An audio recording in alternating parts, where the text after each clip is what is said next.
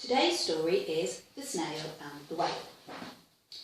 This is a tale of a tiny snail and a great big grey blue humpback whale. This is a rock as black as soot, and this is a snail with an itchy foot. The sea snail slithered all over the rock and gazed at the sea and the ships in the dock. And as she gazed, she sniffed and sighed. "The sea is deep and the world is wide. How I long to sail," said the tiny snail. These are the other snails in the flock, who all stuck tight to the smooth black rock, and said to the snail with the itchy foot, "Oh, be quiet, don't wriggle, sit still, stay put." But the tiny sea snail sighed and sniffed, then cried, "I've got it, I'll hitch a lift." And this is the trail of the tiny snail, a silvery trail that looped and curled and said, "Lift wanted around the world." This is the whale who came one night when the tide was high and the stars were bright, a humpback whale immensely long, who sang to the snail a wonderful song of shimmering ice and coral caves and shooting stars and enormous waves. And this is the tail of the humpback whale.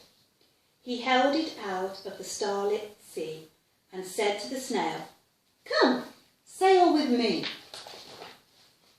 This is the sea, so wild and free, that carried the whale and the snail on his tail to towering icebergs and far-off lands, with fiery mountains and golden sands.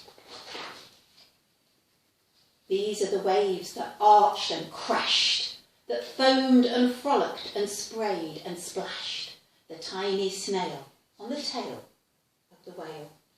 Oh, and these are the caves beneath the waves, where stripy fish with feathery fins and sharks with hideous toothy grins swam round the whale and the snail on his tail.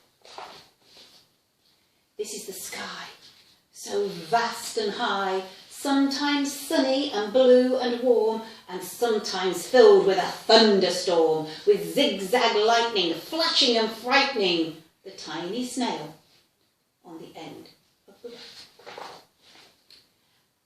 And she gazed in the sky, the sea, the land, the waves and the caves and the golden sand. She gazed and gazed, amazed by it all, and she said to the whale, "I feel so small." But then came the day the whale lost his way. These are the speedboats running a race, zigging and zooming all over the place, upsetting the whale with their ear-splitting roar, making him swim too close to the shore. This is the tide slipping away. And this is the whale lying beached in a bay. "Quick, off the sand, back to the sea," cried the snail. "I can't move on land, I'm too big," moaned the whale, and the snail felt helpless and terribly small. Then, "I've got it," she cried, and she started to crawl. "I must not fail," said the tiny snail. This is the bell on the school in the bay, ringing the children in from their play. And this is the teacher holding her chalk, telling the class, "Sit straight, don't talk." This is the board as black as soot, and this is the snail with the itchy foot. "A snail! A snail!" The teacher turns pale. "Look," said the children, "it's leaving a trail. This is the trail of the tiny snail, a silvery trail saying, 'Save the whale!'" These are the children running from the school, fetching the fire engines, digging a pool, squirting and spraying to keep the whale cool. This is the tide coming into the bay, and there are the villagers shouting, "Hooray!" as the whale and the snail travel safely away. Back to the dock and the flock on the rock, who said, "Oh, how time's flown, and haven't you grown?"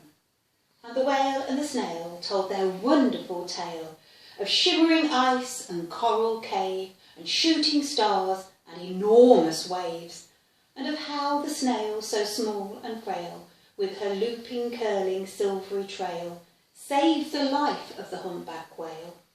And then the humpback whale held out his tail, and on crawled snail after snail after snail. And they sank to the sea as they all set sail on the tail of the great blue humpback.